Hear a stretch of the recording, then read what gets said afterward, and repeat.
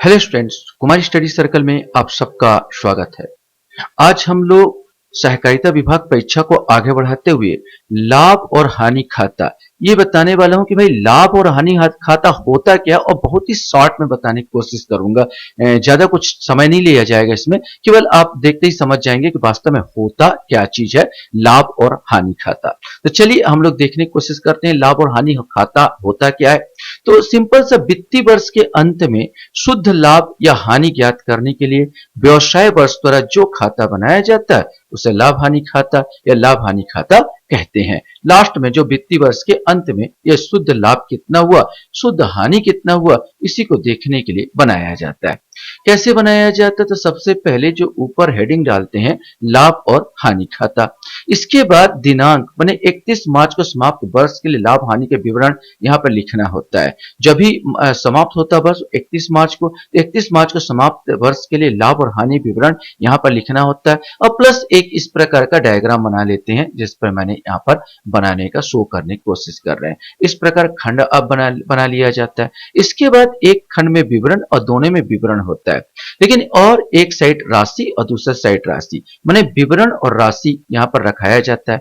एक side credit अर्थात आय को दर्शाया जाता है, कितना आप पर आय हो रहा है मतलब लाभ हो रहा है। सिंपल सा, कितना आपको लाभ हो रहा है, कितना आपको क्रेडिट मिल रहा है, इसको दर्शाया जाता है। दूसरा, कितना आपको घाटा हुआ, कितना आपने व्यय किया, कितना आपको खर्च किया, ये दूसरा साइड डेबिट में दर्शाया जाता है। मतलब मेरे अगर देखो तो राइट साइड की बात किया जाए तो इसमें क्रेडिट लिख दिया जाता है पूरा राशि को, और एक साइड जो मैं लेफ्ट साइड की बात करूं वहां पर आपको जो खर्च हुआ है, जो व्यय हुआ है, जो हानि हुई है, उस डेबिट को दर्शा दिया जाता है। तो क्रेडिट में क्या क्या दर्शाया जाता है? तो किराया प्राप्त प्राप्त किरायादार, भाई कितना अब आपने किराया देखा है तो उसमें से कितना किराया प्राप्त हुआ।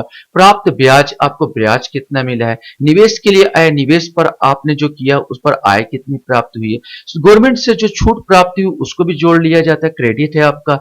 खराब ऋण की वसूली होती है तो भी आपका क्रेडिट है। आयोग प्राप्त कमीशन है। बिक्री से तो मुनाफा होगा तो क्रेडिट में तो आएगा ही।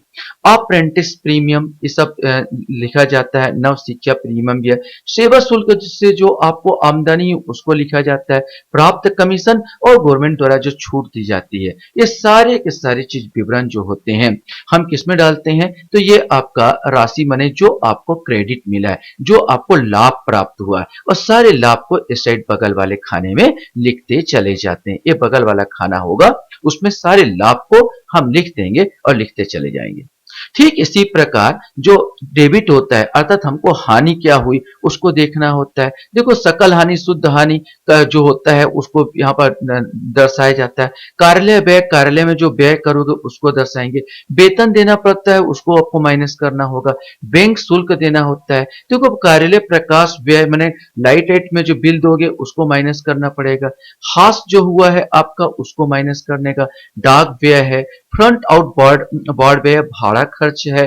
टेलीफोन व्यय ये दूरभाष बिल होता है। ऋण पर चुकाया गया ब्याज, ऋण पर ब्याज जो आपने ऋण लिया है उस पर जो ब्याज दोगे उस पर जो कटौती होगा उसको करेंगे। डिस्काउंट जो दे रहे हो उस पर जो छूट दे रहे हो आप ग्राहकों को उसको भी आपको माइनस करना पड़ेगा। कैरिज आउट बोर्ड व्यय बाहरी भाड़ा व्यय होता है। विज्ञापन में खर्च करोगे तो आपको माइनस करना होगा। विक्रय कर है। मुद्रण व्यय है। छूट की अनुमति है, छूट दिया गया। मजदूरी व्यय, मजदूरी में जो लागत लगा उसमें भी आपको माइनस करना पड़ेगा। मरम्मत कर रहे हो और बैंक ऋण पर ब्याज, और बैंक से जो ऋण कर रहे हो वो ब्याज कर रहे हो। इस प्रकार आपका जो वास्तव में वो घाटा हो जाता है।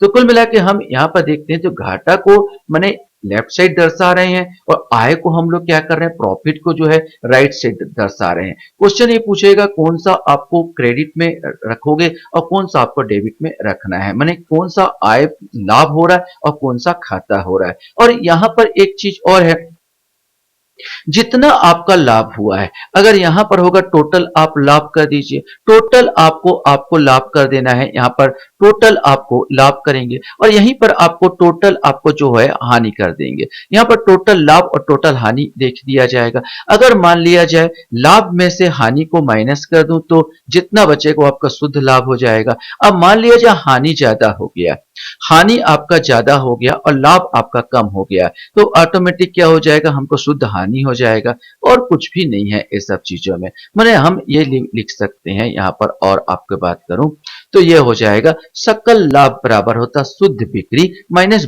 बेची गई वस्तुओं की लागत। आपने शुद्ध बिक्री जितना की है, अगर मान लिया जाए मैंने 100 रुपए की बिक्री कर दी, तो भाई 100 रुपए बिक्री कर दी, अगर मान लिया जाए उस बेचने गले वस्तु में मेरा 75 रुपया मेरा लागत लग गया, तो भाई मेरे को लाभ कितना प्राप्त हुआ, तो सकल लाभ मेरे को जो प्राप्त हुआ वो 25 रुपए मेरे को प्राप्त हो गए। इस प्रकार निकाला जाता है।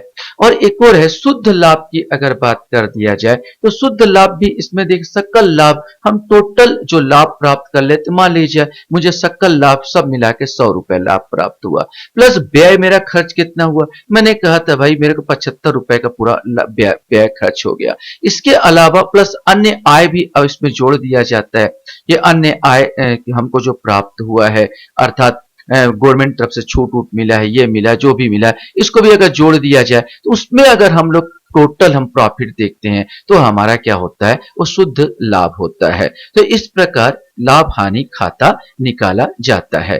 तो आशा करता हूं ये आपको बिल्कुल समझ में आया होगा। आप लोग मेरे वीडियो को वॉच करते हो इसलिए धन्यवाद। Thank you very much.